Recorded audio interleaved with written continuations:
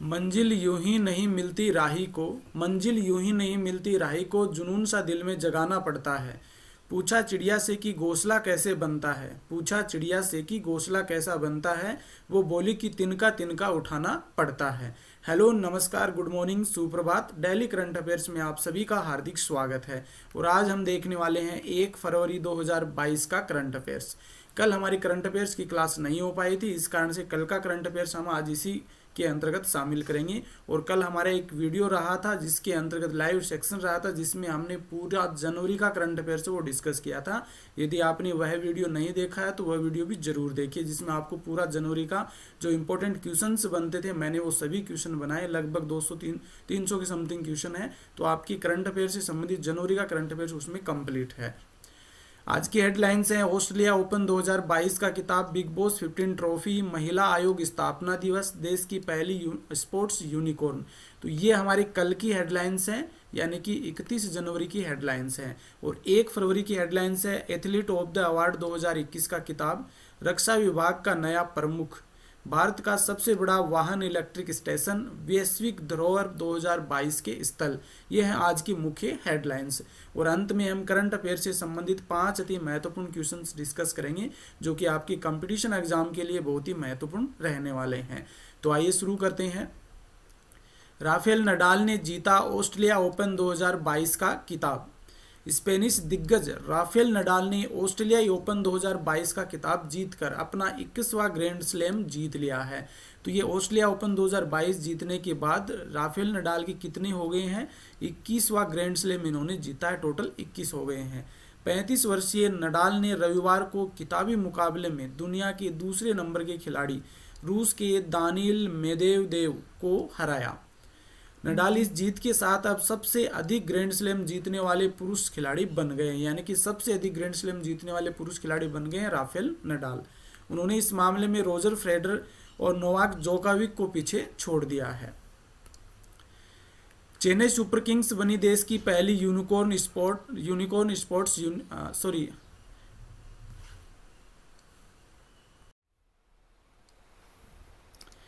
Next है Chennai super Kings बनी देश की पहली sports unicorn company, Indian premier league की सफल टीमों में से एक और 4 बार चैंपियन चेन्नई सुपर किंग्स ने 15वें सीजन से पहले एक खास उपलब्धि अपने नाम कर ली है। सीएसके देश का पहला स्पोर्ट यूनिकॉर्न बन गया है, जिसकी मार्केट में हिस्सेदारी 7,600 यानी कि 7600 करोड़ रुपए हो गई है। ग्रे मार्केट में ये 210-225 रुपए से प्राइस बैंड में कारोबार कर रहा है। तो चेन्नई सुपर किंग्स है, ये देश की पहली स्पोर्ट्स यूनिकॉर्न बन गई है। तो यहाँ पर आप इनकी तस्वीर भी देख सकते हैं। और ये लगभग 4 बार है चैंपियन चेन्नई सुपर किंग्स बन चुकी है। 15वें सीजन से पहले इन्होंने एक खास उपलब्धि हासिल कर ली है कि ये देश की सबसे बड़ी स्पोर्ट्स यूनिकॉर्न बन गई है। तेजस्वी प्रकाश ने जीती बिग बॉस 15 की ट्रॉफी। 121 दिन बिग बॉस के घर में रहने के बाद आखिरकार तेजस्वी प्रकाश ने बिग बॉस सीजन 15 की ट्रॉफी अपने नाम कर ली है। तेजस्वी प्रकाश के साथ टॉप 3 में करण कुंद्रा और प्रतीक सहजपाल रहे हैं। सेकंड नंबर पर प्रतीक सहजपाल और थर्ड नंबर पर रहे हैं करण कुंद्रा। प्रतीक सहजपाल पहले रनअप और करण कुंद्रा दूसरे रनअप रहे, यानी पहले स्थान पर रही हैं तेजस्वी प्रकाश, दूसरे पर प्रतीक सहजपाल और तीसरे पर रहे हैं करण कुंद्रा। तो बिग बॉस 15 की ट्रॉफी है वो तेजस्वी प्रकाश ने जीत ली है। पीएम नरेंद्र मोदी राष्ट्रीय महिला आयोग के स्थापना दिवस पर करेंगे संबोधित। प्रधानमंत्री नरेंद्र मोदी सोमवार को राष्ट्रीय महिला आयोग के 30वें स्थापना दिवस कार्यक्रम को वीडियो कॉन्फ्रेंसिंग के माध्यम से संबोधित करेंगे। तो कौन सा स्थापना दिवस मना रहे हैं हम? राष्ट्रीय महिला आयोग का 30वां स्थापना दिवस मना रहे हैं। कार्यक्रम का विषय सी द चेंज मेकर रखा गया है। इसका उद्देश्य विभिन्न क्षेत्रों में महिलाओं की उपलब्धियों का जश्न मनाना है। इस आयोजन में राज्य महिला आयोग, राज्य सरकारों के महिला एवं बाल विकास विभाग, विश्वविद्यालय और शैक्षणिक शिक्षण संस्थानों के अलावा शैक्षिक संगठन, महिला उद्यमी तथा व्यावसायिक संघ भाग लेंगे। राष्ट्रीय महिला आयोग है, इसका हम 30वां स्थापना दिवस मना रहे हैं और इसमें कॉन्फ्रेंसिंग के जरिए नरेंद्र मोदी सोमवार को क्या करेंगे? सभी को संबोधित करेंगे। और इसमें भाग कौन कौन ले रहे हैं? महिला एवं बाल विकास विभाग, विश्वविद्यालय और शिक्षण संस्थानों के अलावा शैक्षिक संगठन, महिला उद्यमी और व्यावसायिक संघ भाग लेंगे। और वर्तमान में राष्ट्रीय महिला आयोग की जो अध्यक्ष हैं वो है रेखा शर्मा। बसों में फायर अलार्म लगाना हुआ अनिवार्य।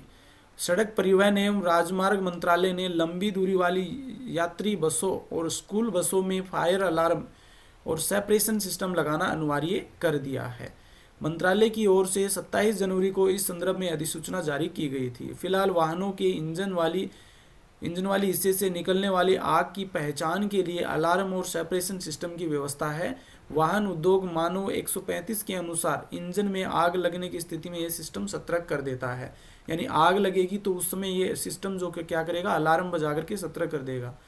सड़क परिवहन मंत्रालय ने कहा कि टाइप 3 बसों एवं स्कूल बसों के भीतर यात्रियों के बैठने वाले हिस्से में फायर अलार्म सिस्टम लगाने की व्यवस्था लागू की गई है। तो इस व्यवस्था के बाद में जो यात्री बसों में सफ़र करेंगे उनके लिए सुरक्षा का एक बहुत ही बड़ा कारण हो जाएगा, क्योंकि जैसे ही उसमें आग वगैरह लगेगी या किसी प्रकार की चेतावनी देनी होगी तो वो अलार्म बजेगा। अलार्म बजते ही उससे यात्रियों को बाहर निकाला जा सकता है, सुरक्षित स्थानों पर पहुंचाया जा सकता है। PR सिरजेश ने जीता। ये है हमारे फर्स्ट फरवरी की current affairs.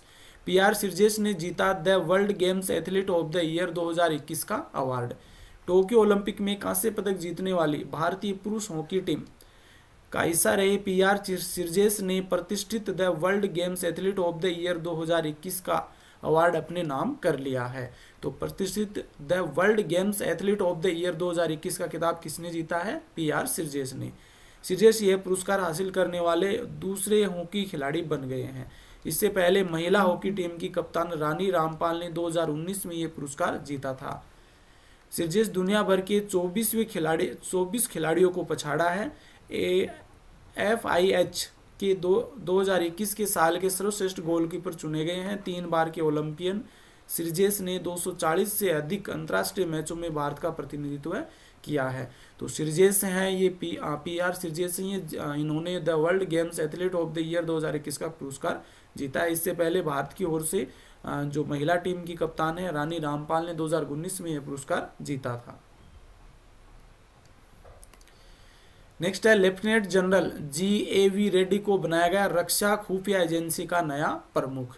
Lieutenant general GAV Reddy को रक्षा खुफिया एजेंसी के नए प्रमुख के रूप में नियुक्त किया गया है। GAV रेड्डी वो लेफ्टिनेंट जनरल KJS ढिल्लों के स्थान लेंगे, जो सोमवार को सेवानिवृत्त हो रहे हैं। तो इससे पहले KJS ढिल्लों हैं जो अभी रिटायर हो रहे हैं, तो उनके स्थान पर रक्षा खुफिया एजेंसी के जो प्रमुख बनाए गए वो हैं GAV रेड्डी।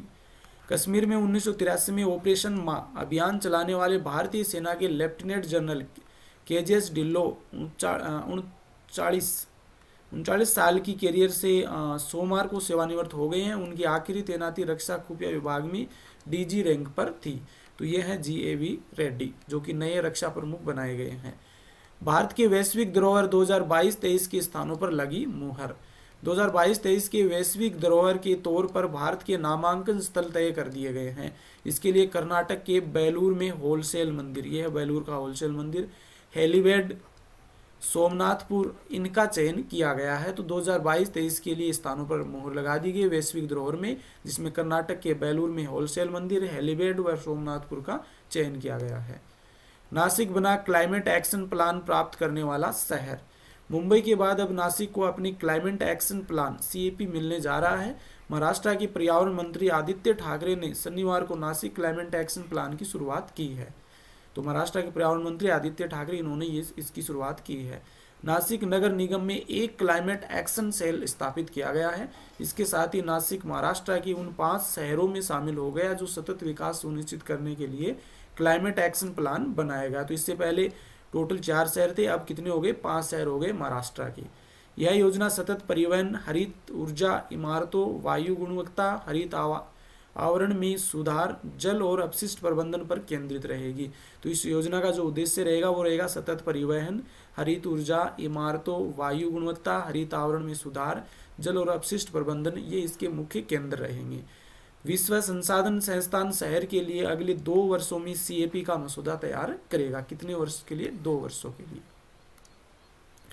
हरियाणा में खुला भारत का सबसे बड़ा इलेक्ट्रिक वाहन ईवी चार्जिंग स्टेशन। भारत का सबसे बड़ा इलेक्ट्रिक वाहन EV charging station Gurugram Haryana में दिल्ली जयपुर राष्ट्रीय राजमार्ग पर खोला गया है। ईवी चार्जिंग स्टेशन का मुख्य उद्देश्य विद्युत वाहनों को बढ़ावा देना है ताकि पेट्रोल और डीजल से तेज चलने वाले वाहनों द्वारा लगातार फैल रहे प्रदूषण को कम किया जा सके। तो देखो, जैसे ही पेट्रोल डीजल है वो महंगे हुए हैं, तो उसके बाद में इन वाहनों की जो मांग है वो बहुत ही अधिक बढ़ गई है। बहुत लोग इनको ज़्यादा इस्तेमाल करने लगे हैं। इस कारण से इनके चार्जिंग के लिए सबसे बड़ा जो स्टेशन है वो गुरुग्राम हरियाणा में खोला गया है। तो ये थे आज के मुख्य करंट अफेयर्स। अब हम अंत में करंट अफेयर से संबंधित 5 अति महत्वपूर्ण क्वेश्चन डिस्कस करेंगे जो कि आपकी कंपटीशन एग्जाम के लिए बहुत ही महत्वपूर्ण है। इसरो द्वारा सूर्य अध्ययन हेतु प्रस्तावित मिशन का क्या नाम है? ऑप्शन फर्स्ट है आदित्य L1, सेकंड है मणिकरण L1, सूर्यनाथन L1 और बिरबल L1। तो यहाँ पर जो सूर्य अध्ययन के लिए प्रस्तावित मिशन है उसका नाम आदित्य L1 रखा गया है और ये क्या करेगा? सूर्य का अध्ययन करेगा। तो ये 2000 आगे आने वाली जो वर्ष 2022 में इसके लिए उद्देश्य रखे गए हैं कि सूर्य का अध्ययन है वो इसके द्वारा किया जाएगा, आदित्य L1 के द्वारा। प्रतिवर्ष पूरे भारत में 30 जनवरी को किनकी पुण्यतिथि पर शहीद दिवस मनाया जाता है? तो 30 जनवरी को हमने करंट अफेयर्स में भी डाला था कि 30 जनवरी को कौन सी जयंती आती है? गांधी जयंती आती है। गांधी की पुण्यतिथि आती है। पुण्यतिथि गांधी जयंती आती है 2 अक्टूबर को और गांधी जी की मृत्यु हुई थी 30 जनवरी को हुई थी। नाथूराम गोडसे ने इनको गोली मार दी थी, इस कारण से इनकी मृत्यु हो गई थी। और इनकी जो पुण्यतिथि आती है, इस पुण्यतिथि को शहीद दिवस के रूप में मनाया जाता है।